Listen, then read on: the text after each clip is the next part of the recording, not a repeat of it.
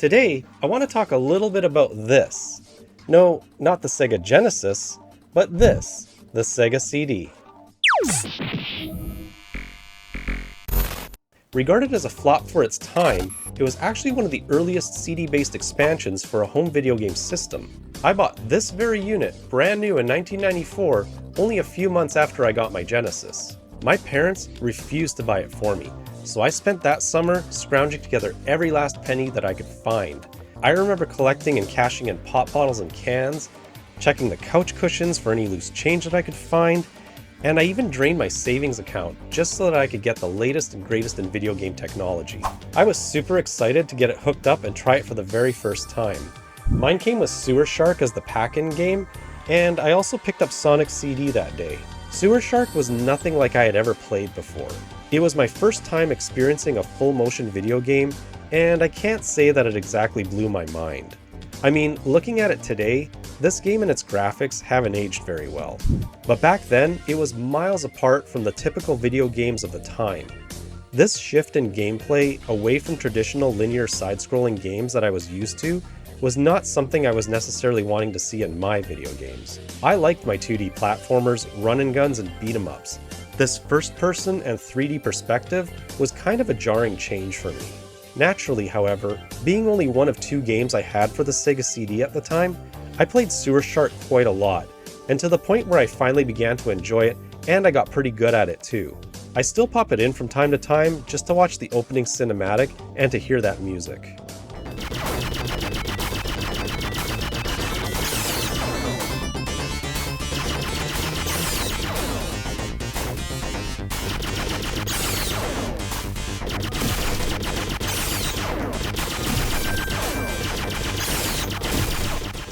Since the full-motion games weren't doing it for me, luckily I had Sonic CD to fall back on.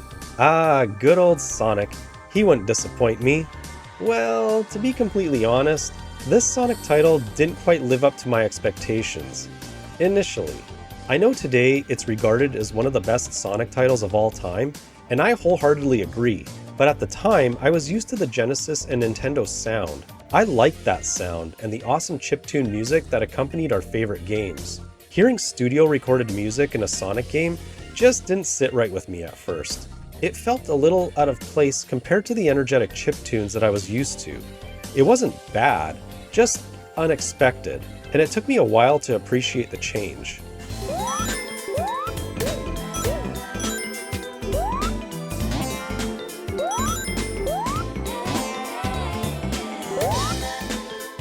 The gameplay also felt like a step backward to me. Now, it's important to note that up until this point, my exposure to Sonic games had only been a couple of titles on the Game Gear and Sonic 2 on the Genesis.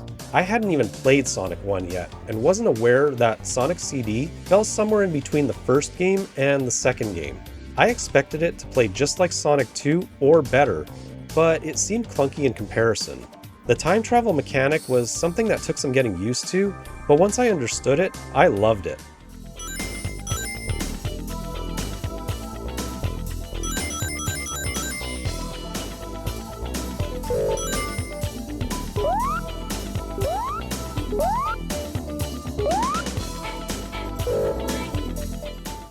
I think my biggest complaint though with Sonic CD and the Sega CD in general were the loading times. Cartridge games didn't have this issue, so it was off-putting to all of a sudden have to wait in between levels or cutscenes. This was most apparent during the time travel cutscene in Sonic CD. I hated waiting for it to do its thing and felt it really disrupted the flow of the game.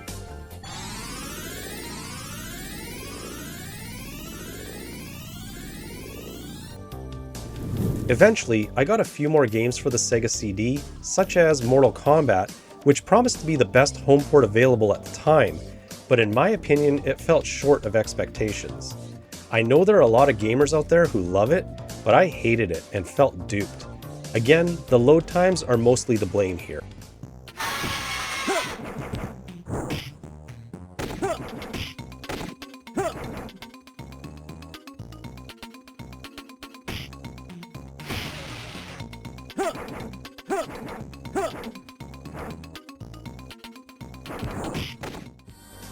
Jurassic Park is another title I picked up.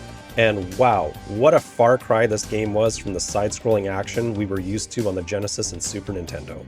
This slow and plodding point-and-click adventure felt like a game that was more suited for a Commodore 64.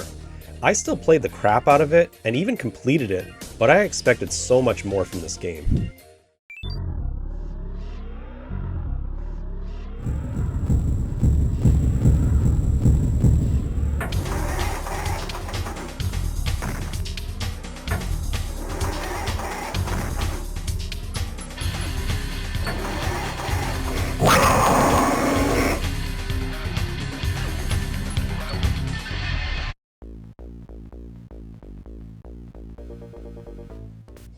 At this point in my recollection, it's obvious that I really lost confidence in the Sega CD, and any hope for finding great games was dwindling fast. The last game I picked up before completely losing interest in the Sega CD was a used copy of Cliffhanger. Now, this game is notoriously terrible on all consoles, but I only grabbed it for the snowboarding stages, which were not present on the cartridge versions. I have great memories of playing this alongside my older brother back in the day, so this game will forever have a special place in my heart.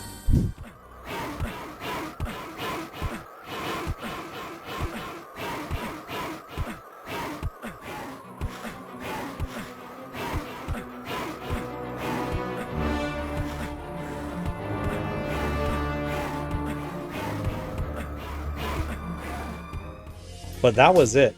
My desire to get any more games for the Sega CD ended there. I just felt they were too expensive to risk ending up with another underwhelming title. Also, by this time, I was starting to lose interest in video games in general, and big things were starting to happen in my life, like I was getting my driver's license, I had started dating a little bit, and my parents were going through an ugly divorce at the time. Gaming, unfortunately, took a back seat, and my Sega CD eventually made its way into long-term storage, along with my other consoles. Over the years, I would pull it out on occasion to play it for an hour here or there, but I never regained the passion that I once had for it. That is, not until many years later, fast forward to 2023, now in my early 40s, my interest in retro gaming was suddenly rekindled, mostly thanks to YouTube channels like The Angry Video Game Nerd, John Riggs, and RetroBird. Luckily, I never sold any of my gaming consoles, so I dusted them off and started collecting for them once again. By this time, to my surprise, the once disgraced Sega CD had become quite the collector's item. I was eager to grow my measly collection of games for it, so I tracked down a few reasonably priced titles that I had my eye on, and I also picked up a cheap game lot that included some of the more common, budget-friendly releases. But even then, I wasn't fully satisfied. I wanted to experience the best that the Sega CD had to offer, and unfortunately, those top-tier games were just too pricey. So I turned to emulation, downloading ROMs and playing them on my computer, but being a fan of physical media, I eventually went a step further and burned those ROMs onto CDRs so that I could play them on the original hardware. Today, I have the entire Sega CD library in my collection. My appreciation for this add-on is stronger than ever now that I can explore every game that it has to offer. Sonic CD has become my favorite game on the unit, and the music that once felt so out of place is now the part I enjoy most. Looking back, I didn't know what to expect when I bought this add-on. I don't recall paying too much attention to the types of games that Sega was leaning into. I think I got caught up in the silly commercial they were running on TV at the time. Remember this one? I guess I was that goofball kid in the chair, because I bought into the hype without really checking if it was something that I would enjoy, or if it would actually add any value to my gaming setup. All I knew was that I liked Sega, and up to that point, they had never let me down, so I trusted that their latest tech would be just as great. And it turns out, it was. I just wasn't ready for it yet. And it was an important step necessary to get gaming to where it is today. Sure, some corners were cut, and some games were rushed to market, but pioneering new technology in a competitive field like gaming was bound to come with some growing pains. Looking back now, I have a real appreciation for what Sega was trying to accomplish with the Sega CD. It was ambitious, experimental, and way ahead of its time. I went from regretting the purchase of this system to now proudly calling it one of the most fascinating pieces in my collection. I hope you enjoyed this trip down memory lane. I'm curious to hear your experiences with the Sega CD. Let me know in the comments below. Thanks everyone for watching, and I'll catch you in the next video.